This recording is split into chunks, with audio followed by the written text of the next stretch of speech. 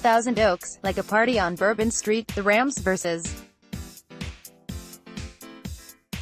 New Orleans controversy marches on, with a league fine, a speech on the Senate floor and some wry but pointed comments from a coaching sage. Yes, Rams cornerback Nickell Robey-Coleman still committed pass interference in the fourth quarter against the Saints.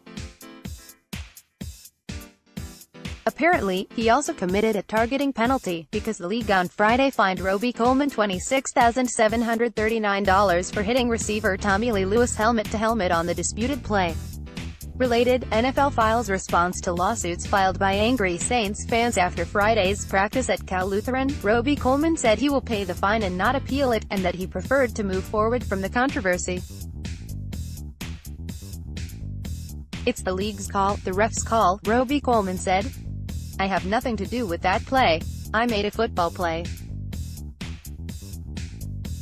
The ref made his call and there's nothing else I could do about it.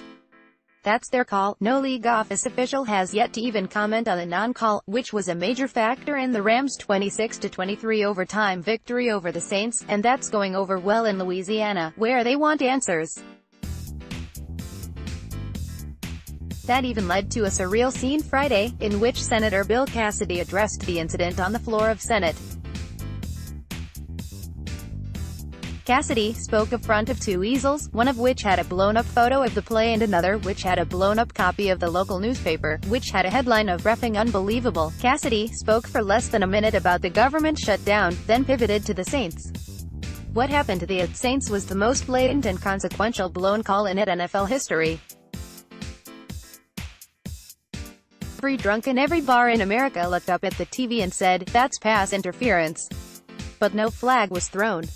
I have a few questions for the NFL. pic.twitter.com/sigabothpedo, U.S. Senator Bill Cassidy, MD. At Sen. Bill Cassidy, January 25, 2019. In part, he said, "The state of Louisiana is outraged because of what happened in the Superdome last Sunday. Televisions were broken, Super Bowl boycotts are scheduled, billboards put up in Atlanta, fans filed lawsuits. My colleague in the House of Representatives is calling for the NFL Commissioner, Roger Goodell, to come testify in front of Congress on the travesty that occurred 5 days ago. What happened, in my belief, and the belief of many, was the most blatant and consequential blown call in NFL history." A couple hours later, and 2,300 miles away, Rams defensive coordinator Wade Phillips, who has been coaching in the NFL since 1976, basically said, "Well, deal with it. All we do, coaching-wise, is, if a penalty is called, we usually get mad if it's against us," Phillips said before the Rams practiced at Cal Lutheran. "We thought the Saints were holding Aaron Donald, but if they don't call it, you go to the next play. That's the way the game has been played for a long time." Phillips is a trusted advisor to Rams coach Sean McVay, leading up to the Feb. 3 game against New England, in large part because of his Super Bowl experience as Denver's defensive coordinator in 1989 and 2015. Phillips even has some experience in Atlanta. He coached there in 2002 and 2003 as coordinator and interim coach, and when asked about that experience, he delivered another thin needle. Phillips recounted how the 2002 Falcons gave the Green Bay Packers their first home playoff loss in franchise history, then lost to Philadelphia in the divisional round. Falcons quarterback Michael Vick ran a touchdown against the Eagles, but it got called back and we lost, Phillips said. The officials missed a call, but Phillips grinned, as he did when asked how he thought Robey-Coleman was handling the attention of the controversial play. Phillips said, "Well, I think he's going back to the Super Bowl.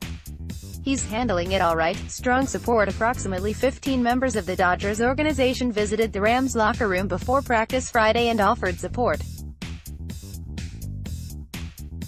Rams fans also will get a chance. The team has organized a Sunday send-off rally for the team at the site of the under-construction stadium in Inglewood. Online registration for the event is required at therams.com/Super Bowl/sendoff.